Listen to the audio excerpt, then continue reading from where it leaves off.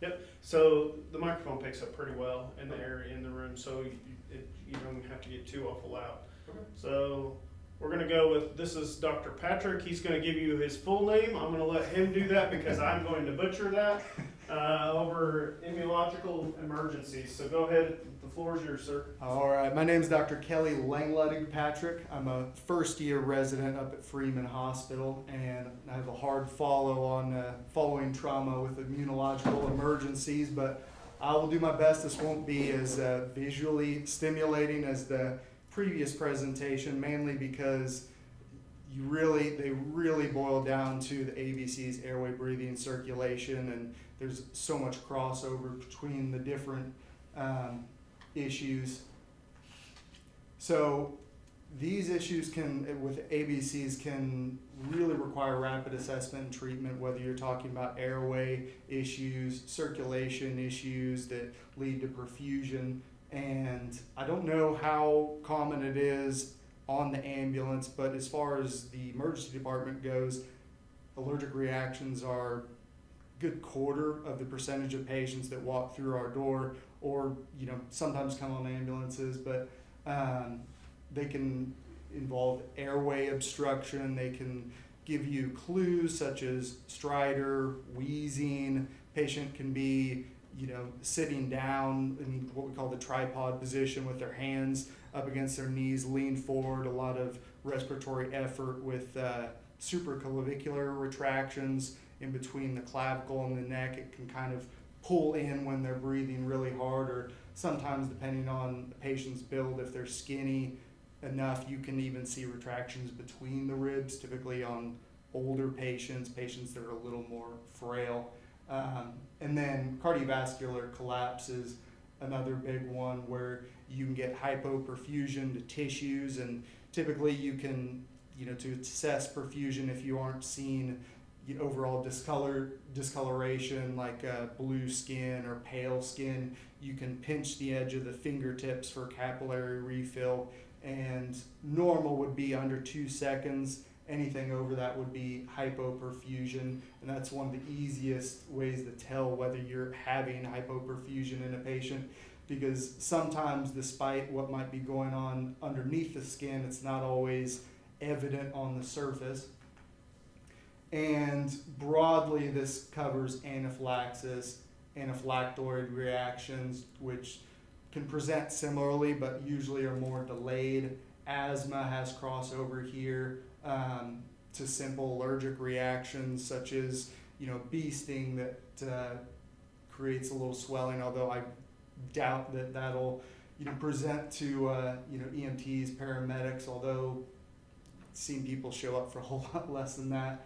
Hypersensitivity is kind of an umbrella term for all of this. You have 4 hypersensitivity categories, and 1 would be your anaphylaxis.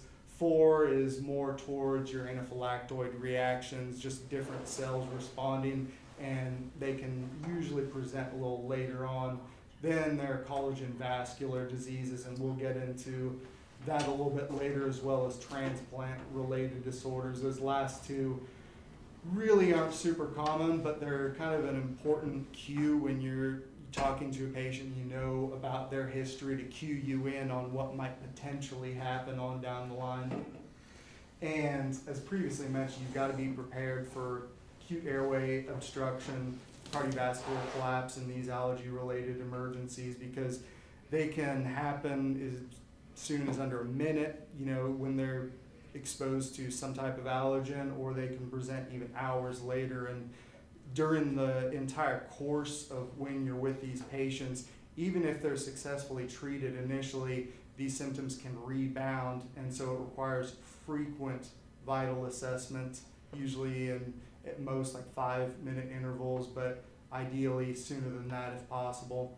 And as I was mentioning the bee sting earlier, it's important to be able to distinguish between the body's usual response, which is more just a localized reaction to things like bee stings and insect bites, to more severe allergic reactions, which are going to be more body-wide. The stereotypical type of situation is somebody eats something at a restaurant, they start, having trouble breathing, and so on and so on. It can lead to a cascade of events, and there's a ton of overlap.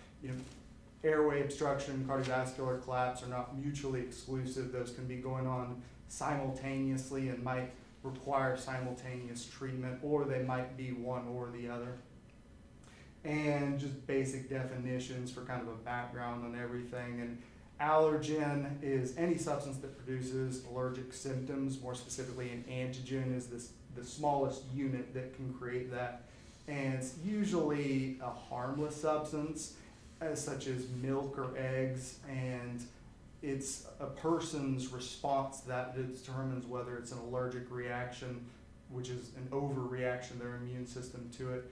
And then the antibody is protein produced in response to it, which is what mediates the response. And these recruit different types of immune cells throughout the body that actually create the effect of the response.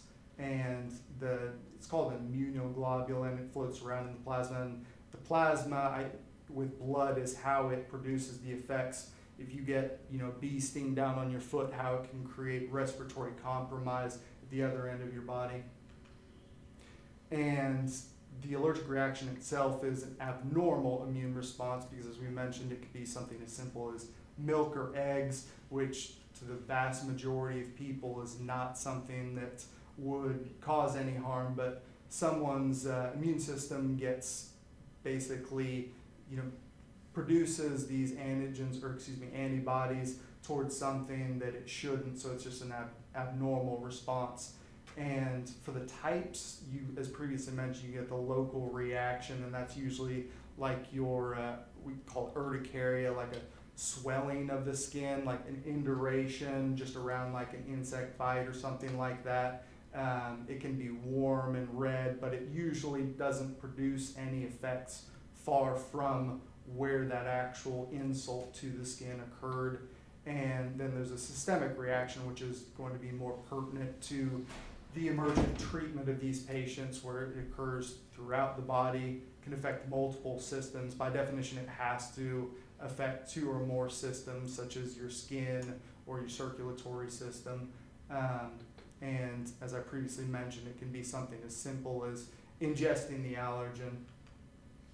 The hypersensitivity, the exaggerated response, and inappropriate allergic symptoms from the substance that can be harmful to your own body when the immune system is meant to protect the body, but when any one of the aspects of your body exaggerates its response to something, it can be, actually harmful to it.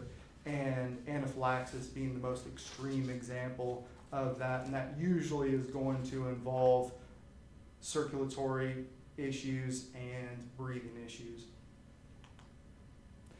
The common causes and the importance of listing common causes is just using these as some common examples, but really anything can trigger an immune response from people. Something as simple as, penicillin, cephalosporin, sulfonamide, vancomycin, antibiotics that we're using to treat people, especially the penicillins, can commonly cause these types of reactions. And some people, especially in like the med list, will look at their self-reported allergies, but sometimes you investigate and find out, I just got, headache or something like that, whereas we're more interested in what can potentially kill you, what is causing difficulty breathing, what's causing hypotension. What gave someone a headache isn't exactly what's important to us in an emergent setting. Foods, these are the most stereotypical things: nuts and seeds, fish and shellfish, milk and eggs. And the important thing too of understanding food allergies is understanding that just because you aren't currently allergic to something doesn't mean you won't develop these symptoms later on. You kind of develop your tolerance or intolerance of your immune system to foods early on in life, but there's kind of a later point in life where you can also start developing allergies that you didn't previously have. And even down to the components of foods, things like aspartame, monosodium glutamate, the MSG, and commonly in Chinese foods, can cause it, less frequently, compared to the environmental allergens and milk, eggs, nuts, etc. But it can still be, an allergy to something as simple as that. And then this one, to my knowledge, very unlikely to present outside the hospital, but just to give an idea of how broadly this can happen, a lot of people have iodine allergies, and in the hospital for imaging, frequently we'll use iodinated contrast materials for imaging certain organs, and it's a really frequent occurrence to find people that have iodine allergies, and last thing we want to do in trying to help people is actually hurt people. And then this is kind of on the spectrum of immunological emergencies. Exercise-induced bronchospasm and asthma as a broad umbrella topic that is the stereotypical presentation with shortness of breath, similar to COPD, where they have usually audible wheezing. Sometimes you can hear it without even needing a stethoscope if it's bad enough. But at the very least, still need to listen to the lungs and find any wheezing if present. But sometimes it can be as subtle as not having any audible wheezing on regular auscultation or with the stethoscope auscultation, but they have the symptoms that are present. And more environmental allergies like latex gloves, which the latex, although it seems like it's more nitrile that we use in the hospital, sometimes there will be national shortages, and I think this was like a month or two ago, we had to start converting over to a lot of latex gloves in order to kind of conserve our nitrile gloves, so we would still have those for the people that are truly latex intolerant. And then sometimes, again, similar to the antibiotics, you have heterologous serum, tetanus antitoxin that can cause these issues. And so the routes of entry are through the skin by way of bee sting or insect bite. These, again, can cause more of a local reaction, or they can lead to a system-wide reaction. And inhalation of allergens through the respiratory tract is another one, less commonly, but when you see it, you know it. And we had a patient not too long ago that was so allergic. There was a patient in the other room, and to make a long story short, we ended up finding out that they were allergic to the perfume that this lady was wearing. We were wondering why she kept getting short of breath, and the importance there was to separate her from exposure to that allergen. Then, of course, the ingestion of allergens through the gastrointestinal tract, through eating peanuts, milks, etc. But the important thing too to understand with all these methods of entry is that they can enter however they want, but if the reaction is bad enough, it won't just be symptoms related to that part of the body. It can be a system-wide response. You can ingest something and it can create hypoperfusion, hypotension. It can create shortness of breath. It can create hives and rashes over the entire body, or it can stay localized, and it can just cause GI irritation if it's not as severe of a reaction. And broadly, and this is why I didn't go into too specific of descriptions of all these issues, because ultimately they will present the exact same way. With the skin, you can get a warm and flushed feeling. Sometimes it's more localized with the issues of like bug bites, or it can be system-wide. You can sometimes get somebody that swallows something, a certain food that they're allergic to, and it creates hives, commonly around the base of the neck, with these raised red patches, or it can create it on the back. You never know where it's going to present, which is another important aspect of visually inspecting skin on these patients. And the one you won't be able to see, but the patient will have to self-report, is pruritus or itching. Sometimes that'll be the initial presentation before there's possible airway compromise, or maybe hypotension in these patients will be the onset of they'll feel kind of itchy, and then maybe the throat will start closing. And with the swelling of the face and tongue, known as angioedema, which can lead to airway compromise. And there is a condition not entirely related to this called hereditary angioedema, and they present in a stereotypical way where they get this perioral swelling where their lips swell up significantly, and their tongue may or may not swell up, but it can frequently lead to airway compromise extremely quickly. And the important thing too to understand with angioedema, whether it's hereditary angioedema or just angioedema from any of these other issues, is that the lip and facial swelling is not a good indication of how much respiratory compromise they may or may not have. Because frequently we'll treat these patients in the hospital, in the emergency department, and we'll go through the treatments. Their respiratory symptoms are what is most important to us, and those will resolve at the earliest. But the facial swelling, tongue swelling, those usually take a day or two to fully resolve, but sometimes the patient will be fixated on the visual symptoms, and they'll think, well, my lips are still swollen, I must still be fine. It's like, well, yeah, but you're talking to me perfectly fine, whereas you could barely, breathe earlier, so that's not a good indicator of how treatment is going for these patients. And then sometimes they'll have edema of the hands and feet, which usually is not the same as like pre-tibial edema that you'll get with patients with congestive heart failure or thyroid issues. And the urticaria hives is like one of the things that histamine release produces. It's also related to the itching that you'll feel on the skin, or the patient will feel.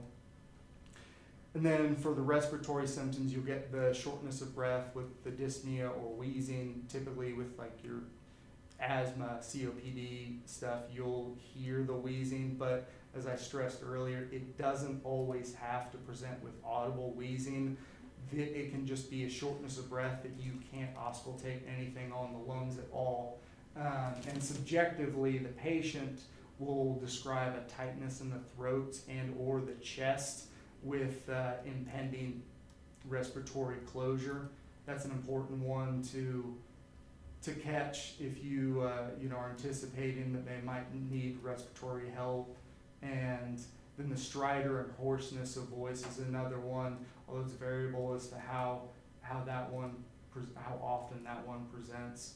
And as we were talking about the spectrum of hypersensitivity reactions, these symptoms can present as soon as a few seconds after exposure to something, or they can present hours later with more of like a type 4 hypersensitivity reaction. And that's one of the big reasons why in the emergency department, after we give them treatment, and even if they have resolution of their respiratory symptoms, we still have a mandatory few hours to observe them to make sure there's no recurrence of symptoms.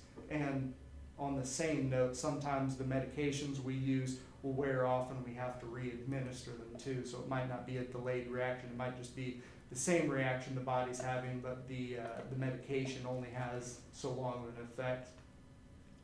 Then gastrointestinal symptoms, you can get abdominal cramping, and the importance, as I mentioned earlier, is that it doesn't always have to come from ingesting something that they're allergic to. It could be something that just touched your skin and it can still produce these types of symptoms. It can be accompanied with or without nausea or vomiting, bloating, abdominal distension, although that's almost always going to be from actually ingesting something that you're allergic to, as well as the profuse watery diarrhea. If you're getting more of a bloody diarrhea, then there's something else going on. And in central nervous system, you can get headaches, you can get dizziness, confusion, anxiety, sense of impending doom, and really all of these relate to the vascular changes to the body, whether it be circulatory collapse where you're getting hypoperfusion from hypotension, when the brain is starved of oxygen, you get this kind of anxious feeling in patients. So that's another way, broadly to be able to tell if somebody has some, respiratory distress. The confusion being from hypoperfusion specifically to the brain, dizziness and headache as well. And then the cardiovascular system, again, there's so much overlap on this that we're kind of touching on the same subjects over and over, but you can get a fast heart rate that might be in response to the hypoperfusion. The heart is kind of trying to catch up and compensate for the peripheral blood vessels dilating.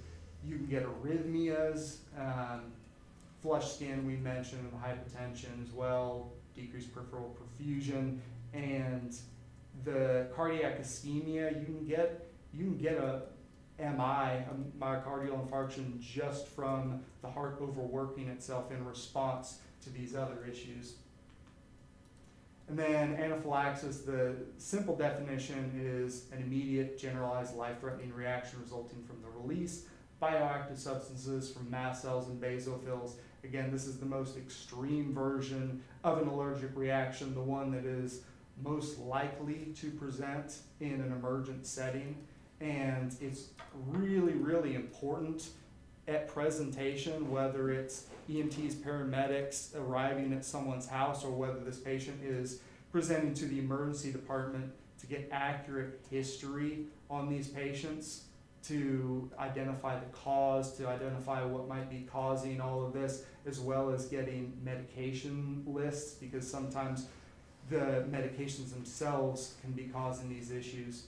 And then the allergy-related diseases or atopic diseases increase the potential for anaphylaxis. So patients frequently have kind of an all or none type deal with allergies. They either have a bunch of allergies or usually they don't, with the exception of some food allergies that can be by themselves without any others. But frequently patients that are asthmatics also have food allergies, also have dermatologic allergies, so that's an important cue to look for the potential of these types of issues presenting.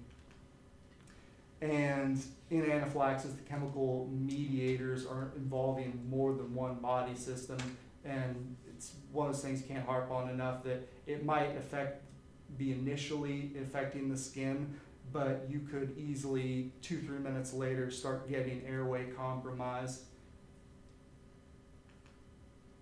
And the effects are usually laryngospasm and bronchospasm that can lead to the shortness of breath and wheezing, and that's specifically the bronchospasm is why we get the wheezing.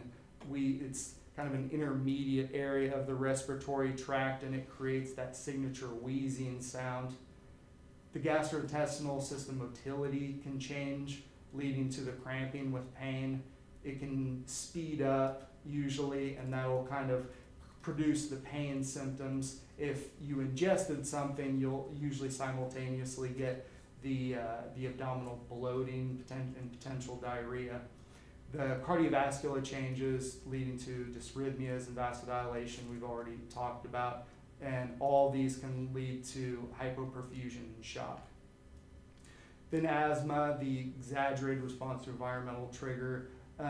Usually this is the one that will affect will produce the bronchospasm and create the wheezing, similar to COPD. The sound is almost identical to both, and treatment nearly identical with both, at least in the acute setting.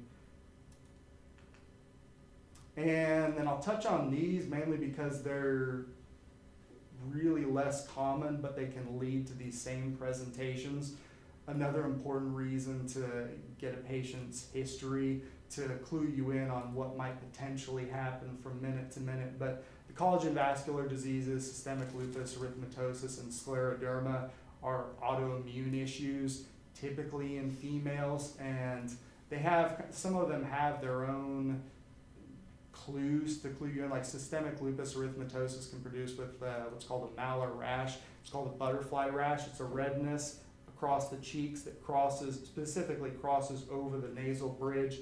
Scleroderma, another autoimmune issue, that one of the visual cues for patients like this is that around their fingers and their knuckles, it'll produce this really taut tissue that makes their fingers hard to flex, and you can look at these patients and see how well they flex their fingers to kind of clue you in, and as well as organ transplant issues, patients that have recently got organ transplants. I shouldn't say all that recent because it can actually present years later, but another important historical clue to keep in mind. And for lupus, it's a multi-system autoimmune disease. Most of the issues that it's going to cause are really related to the organs that it affects, whether it be the lungs, etc. I was just mentioning the visual signs that kind of clue people in on it. As previously mentioned, it's more common in women than men, and specifically women in childbearing age. I think the 30s are one of the most common ages to be diagnosed with it, and their long-term management, really outside of the scope of acute management, is corticosteroids and immunosuppressives. It'll present with things like fever, the skin rashes of areas exposed to sunlight, as I said malaria rash, but malar rash, M-A-L-A-R, but it can produce those same types of rashes anywhere on the body. It's just more commonly presenting as a malar rash because it's more commonly exposed to the sun. Can present with joint muscle pain, fatigue, weakness, pallor, just paleness from anemia, low red blood cells. You can get repeated infections, seizures, mouth ulcers, and the previously mentioned photosensitivity, and ultimately it can end with organ failure. Then there's scleroderma, another autoimmune connective tissue disease. It causes fibrotic changes to skin, blood vessels, muscles, and internal organs. I was mentioning the hand symptoms just because it's the best visual reference if it's present to clue you in on possibility that this is existent in the patient. But it can be localized or it can be systemic. Localized is not going to present in an emergent fashion. The systemic version will, and that's where it's actually changing the tissue of the lungs, making them less compliant and making it harder for the patients to breathe. But children typically have more localized, whereas adults are more likely to have the systemic or widespread. And again, women have a higher incidence of this than men. Mentioned the tightening and thickening scarring of the skin frequently on the hands. Another important visual clue, if present, is something called Raynaud's phenomenon. And this is like a discoloration that can present on the hands when they're exposed to stress, but frequently to cold weather. It'll be almost like there's a sock over the end of their fingers and it becomes blanched and really, really white compared to, or pale compared to the rest of the skin. And it'll frequently be across all the ends of the fingertips. And I mentioned the stiffness of the lungs and blood vessels. That can result in pulmonary fibrosis and pulmonary hypertension. Patients usually have, on severe presentation, have issues breathing, or more long time consequences, the damage it does to your kidneys that can result in hypertension. Then it can also cause issues with the heart, causing dysrhythmias, palpitations, and congestive heart failure. And that's one of the few times I can think of off the top of my head of the issues that are covered in this presentation, where outside of the hand and foot swelling, you'll actually get the lower leg swelling as well, the pretibial edema. And then for the organ transplant disorders, their immune system from day one is trying to reject the organ that they were given, and as a consequence, the patients are given anti-rejection medications. And these are really hard to identify without knowing that they have a transplanted organ, because they can present in a hyperacute setting within 48 hours, acute within weeks, or chronic in months to years. So it's massively important to have a thorough history on these patients, although usually they'll be pretty good about mentioning that in their history. And for the management of these patients, all immunological emergencies have overlap in their presentations, as I previously discussed. their management all boils down to the ABCs, the airway, breathing, and circulation. And in the acute setting, the management is always going to be supportive because the long-term treatment for these is widespread.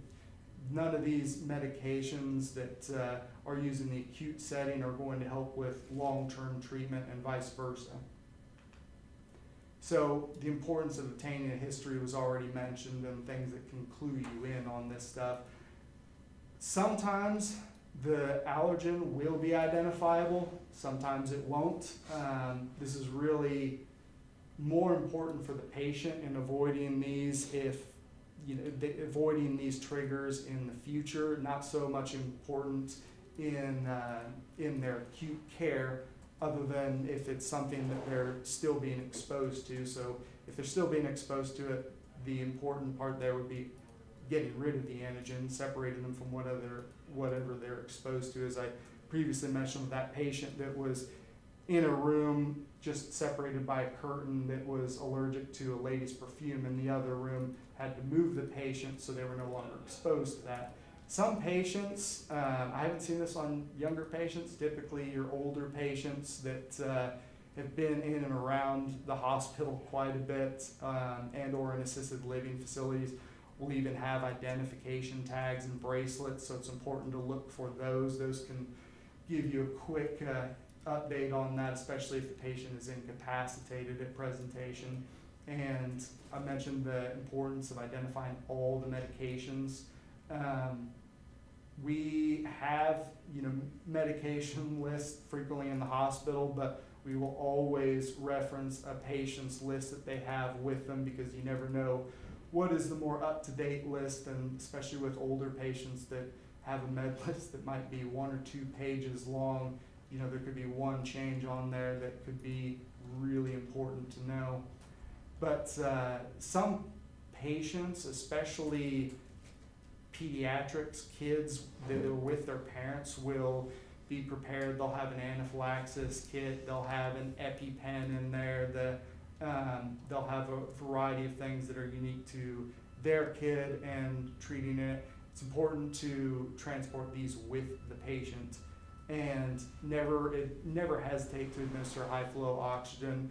It's not something, unless you're doing like 20 freaking liters, it's not going to hurt the patient. That being said, typically in these types of reactions, the airway issues are usually solved with epinephrine. And then you can also add, in severe situations, you can add a bag valve mask for assistance. So epinephrine, and I apologize, I'm not as well versed on what the protocols are on the ambulance, so I kind of broadly touch on this. I might not be 100% accurate on your guys' protocols, so keep that in mind. But for epinephrine, you've been given intravenously, intraosseously, intramuscularly, or subcutaneously as soon as possible for airway, respiratory compromise, and hypertension. It's always going to be the #1 go-to before anything else is done. You can have a variety of adjuncts, whether that's fluids, pressors, etc., but epi will always be the first go-to. And you have the adult EpiPen, which is the yellow label, delivers 0.3 milligrams in a 1 to 1,000 solution intramuscularly. Then for peds, you have the EpiPen Junior, which is the green label and delivers 0.15 milligrams of a 1 to 2,000 solution intramuscularly for children under 33 pounds. And the allergic reaction is not accompanied by hypertension or airway compromise. They can be treated with epi 1 to 1,000 subcutaneously, 0.3 to 0.5 milligrams for adults, 0.01 milligrams per kilogram for peds, and that's important to dose correctly in peds rather than giving the adult dose. And then if the patient is showing signs of hypertension, airway compromise, epi should be administered intravenously as quickly as possible. For the mild allergic reactions and asthma, 0.3 to 0.5 milligrams, and anaphylaxis, 0.5 to 1 milligram. The importance here is to reassess and possibly repeat every 5 to 10 minutes. as mentioned previously, the medications only have an effect for so long, but the systemic effects that the allergen is creating in the body can be far longer. So what was once treated can repeat itself over and over. And 5 to 10 minutes is really on the long end too. Ideally, it would be much more frequent. For asthma and COPD, the big clue in on those is the wheezing, and that can be treated with the albuterol rescue inhaler. I do know that you guys can do the Duaneb on the truck, but blood pressures below 90/60, they can be managed by half to 1 liter boluses of normal saline, a crystalloid boluses, but that's only, as I previously mentioned, after epinephrine administration, because frequently the epi will take care of all those symptoms. It'll dilate the airways, it'll keep the blood vessels conversely from dilating, it'll constrict them again so you don't get the fall in blood pressure. But after a couple administrations of epi and seeing how things are trending, if it's not responding to that, then the fluids would definitely be appropriate. And then these are more adjunct therapies. I don't know if these are used on the trucks, but they can be used after the primary treatments, like diphenhydramine, Benadryl is commonly used, although this is much more effective at taking care of the visual symptoms, the skin symptoms, the itching, the hives, anything like that. And you can consider it, again, only after epi, but the dose is 25 to 50 milligrams intramuscularly or intravenously. And then corticosteroids, sometimes, especially on asthma and COPD patients, these will be added to the other medications like albuterol, ipratropium, because they provide long-term relief. And this is one of the things that kind of bridges the effect of the short-term medications and provides longer-lasting symptom relief, because they take longer for their onset of action, but they also have a longer duration of action than some of the other medications like albuterol do. And some of the common ones being methylprednisolone, solumedrol, hydrocortisone, Solu-Cortef, and dexamethasone, decadron. Then glucagon can also be indicated if the patient is responding to epinephrine or if they're taking a beta blocker.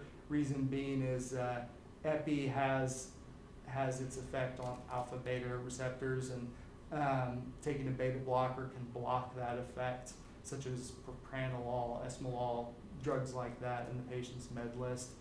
And then in addition, the vasopressors can be considered if they aren't responding to the fluid administration, norepi, Velopressor, and then I already mentioned the inhaled beta-adrenergic agents such as albuterol. If the bronchospasm is present in asthma, COPD, sometimes it might be present in just a general allergic anaphylactic reaction. And then the important thing, as I mentioned, is history taking, looking at the scene for clues. There's a wide range of issues that can present with these types of symptoms, with airway compromise, shortness of breath, but as well as the low blood pressure, the hypoperfusion. But the treatment is similar between all of them, and the history taking has to be an important part of that step, not only for their meds list, but cluing in on what might be going on. And it's important to be prepared for basic and advanced life support in these patients, because they can be fine 1 minute, next minute they're absolutely in respiratory distress, and that feeling of impending doom usually precedes that, where they're kind of freaking out because their brain's starving for oxygen. So it's important to anticipate what symptoms might be presenting, a few minutes down the road from now, even if the patient is currently standing to you, talking to you, smiling, etc. And I mentioned the importance of the ABCs, because that's the hallmark of treatment for all these patients, as it is in so many others. The acute management is just about keeping the patient alive, because the long-term treatments for things like systemic lupus erythematosus are way beyond the purview of the acute management for patients and are not going to, in the short term, affect their survival, whereas their ability to breathe, their organs getting perfused with blood are much more important. And once all these adjuncts are in place, they can be stabilized. We can assess them, we can figure out what's going on and deal with the long-term treatment later. But constant reassessment, as I previously mentioned, is huge because patients usually, like, we've had patients with some allergic reactions and had some allergic reactions, and even over the observation periods, they were looking good, and then all of a sudden, blood pressure drops and they're unconscious, and they're coding in the emergency room. So you never know. I mean, you have stereotypical presentations for patients, but the second you think the way something will present, it'll throw you a curveball. And even in patients that have a complex history of cancer, this and that, those can all affect these. You might be anticipating deterioration in one thing and then something else happens. So it's important to keep eyes and ears open and just anticipate what might potentially come about. Any questions? I asked that to give them a little bit of leeway, and no one has had any questions so far. Not on the super exciting topic of immunological emergencies? Doesn't appear that way today. So, no, we appreciate you coming in and talking to us. Well, thanks for having me. I guess I'll see you guys here in, I think, a couple of months or so. I'm in here with you guys. We're here. We have plenty of people coming in.